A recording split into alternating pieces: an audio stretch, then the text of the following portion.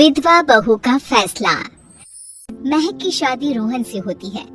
रोहन माँ बाप का इकलौता बेटा होता है, लेकिन फिर किसी कारण से रोहन की मौत हो जाती है। बेटा महक, तेरे आगे इतनी बड़ी जिंदगी है, फिर बच्चों की भी जिम्मेदारी। तू कोई काम कर ले। मैं तो कहती हूँ रोहन के ऑफिस में ही बात कर ले, शायद तेरे लिए कोई काम निकल आए। हाँ माँ जी, मैं भी यही सोच रही थी, लेकिन कैसे बात करूं, किससे बात करूं, कुछ समझ में नहीं आ रहा। अब वो क्या नाम था रोहन का जो दोस्त हुआ करता था, पहले तो बड़ा आता था हमारे घर। राकेश की बात कर रहे हैं? पर वो तो रोहन के बाद से कभी आया ही नहीं, पता नहीं कहाँ है वो। आया था, एक नहीं कई बार आया था, लेकिन मैंने बाहर से ही भेज दिया। घर के अंदर झांकता रहता था, मुझे ठीक नहीं लगा। अरे आपको तो पता नहीं क्या ठीक लगता है और क्या नहीं। उसका नंबर है मेरे पास, मैं आज ही फोन करती हूँ।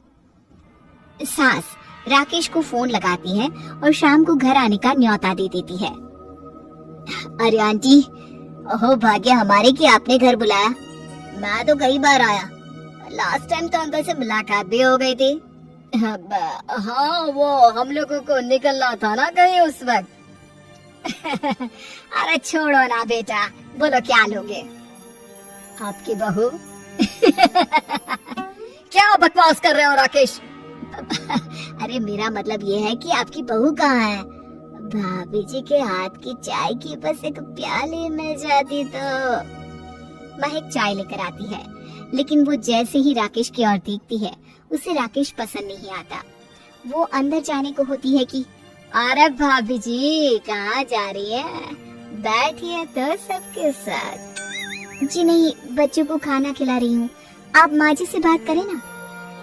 अंदर जाने के बाद सास कहती है, अरे बेटा राकेश, वो क्या है ना, वैसे तो तेरे अंकल जी की पेंशन आती है, साथ ही ऊपर 2 मंजिल मकान से किराया भी, तो हम लोगों का तो अच्छा चल जाता है। लेकिन महक, उनकी चिंता आप न करें आंटी, आदेश दे बस आप तो। देखो भाग्यवान, रहने दो, कोई बात नहीं, मैनेज हो जाएगा। अरे क्या मैनेज हो जाएगा अंकल, हमें भी बता दे। आप चुप रहिए जी। अब वो क्या है ना राकेश, तुझे तो पता है कि रोहन के 2 बच्चे हैं, उनकी पढ़ाई लिखाई का खर्चा बहुत है। हम ये चाह रहे थे कि रोहन के ऑफिस में महक को भी अगर कोई काम मिल जाता तो। क्यों नहीं आंटी जी, मैं हूँ ना, मैं बात कर लेता हूँ। वैसे तो आप हाँ ही समझिए। महक भाभी को बोल देना कि कल तैयार रहे मेरे साथ ऑफिस चलने के लिए, मैं मालिकों से मिलवा दूंगा उन्हें। महक अंदर से सब सुन रही थी। अच्छा आंटी जी, तो चलता हूँ, कल आ जाऊंगा। अच्छा भाभी जी तैयार रहिएगा कल। राकेश तो चला जाता है, लेकिन ससुर सास पर बरस पड़ते हैं। मुझे ये आदमी एक पैसे का पसंद नहीं है। तुम इसे बोल दो कि हमें कहीं नहीं करवानी बहू से कोई नौकरी। अरे क्यों नहीं करवानी? सारा पैसा मैं इसके बच्चे और इसी पर उड़ा दूंगी, तो मेरी बेटी को क्या दूंगी? जरूरत क्या है तुम्हारी बेटी को तुम्हारे पैसे की? अरे वो तो पहले ही बड़े पैसे वाले घर की बहू है। अपनी बहू की सोचो जो अब तुम्हारी बेटी जैसी है।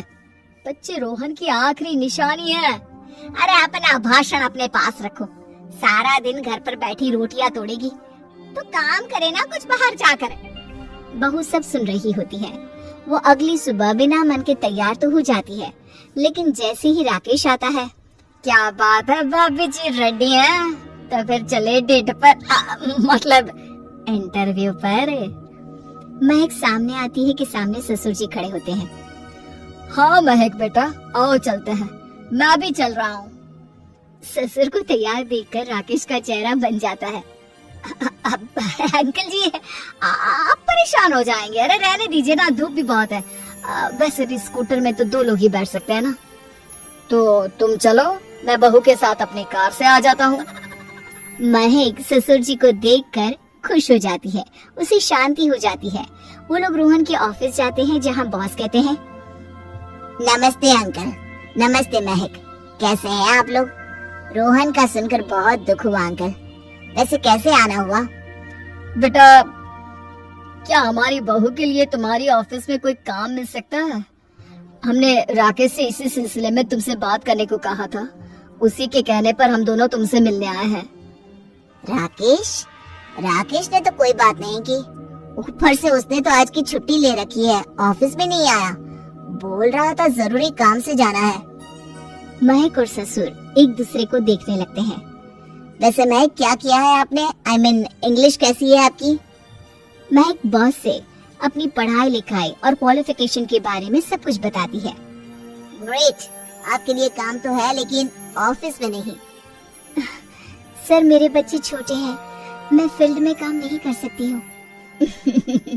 मतलब वो काम घर से करना है, घर से रहकर बच्चे भी देखें और घर भी देखें, लेकिन हाँ काम जरूर से करें। वो काम डाटा एंट्री का है, तो जब भी वक्त मिले काम करें और इसके हम आपको अच्छे पैसे भी देंगे। महक बॉस की बात सुनकर खुश हो जाती है, उन्हें थैंक्स बोलकर घर आ जाती है। किसके साथ भेज रही थी तुम महक को? अरे वो कमीना, उसने तो ऑफिस से छुट्टी ले रखी थी, बात भी नहीं की थी उसने बॉस से बहू के काम के लिए। वो तो अच्छा हुआ कि मैं साथ में चला गया। हाँ ठीक है, नौकरी मिल गई ना, इतना ही काफी है। समय बीतता है और एक दिन फिर दरवाजे पर दस्तक होती है। घर पर कोई नहीं था। महक दरवाजा खोलती है, देखती है तो सामने है राकेश। नमस्ते भाभी जी। नमस्ते, घर पर कोई नहीं है, आप कल आइएगा। अरे कैसी बात कर रही हैं भाभी जी, हम तो आपकी मदद के लिए आए हैं। वो क्या है ना, अंकल जी का फोन आया था कि आपको किसी मदद की जरूरत है। महक को आश्चर्य होता है कि उसके ससुर ने राकेश को फोन क्यों किया। वो ससुर जी को फोन करती है लेकिन फोन नहीं लगता। नहीं, हम लोगों को किसी भी चीज की जरूरत नहीं है, आप जा सकते हैं। अच्छा, एक कप चाय तो पिला दीजिए।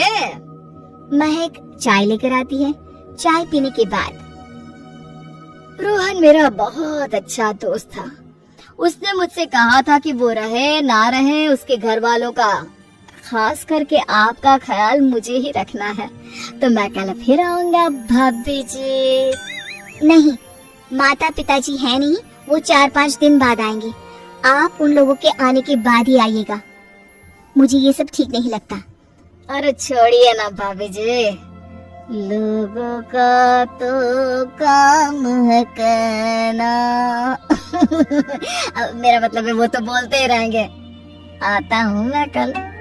महक को अब गुस्सा आ जाता है। हमेशा शांत और मधुर बोलने वाली महक पहली बार जिंदगी में फैसला लेती है और फैसला होता है राकेश को सबक सिखाने का। बड़े बेशर्म हैं आप। किसने कहा आपको कि आप आए? अरे भैया, साफ साफ बोला ना कि नहीं जरूरत है किसी की मदद की। मैं अकेले सक्षम हूँ अपना घर संभालने के लिए। आज आखिरी बार बोल रही हूँ, इस घर की तरफ आंख उठाकर भी देखा ना तो देख लेना, वरना पुलिस के हवाले कर दूंगी। निकलो यहाँ से या धक्के मार कर निकालूं।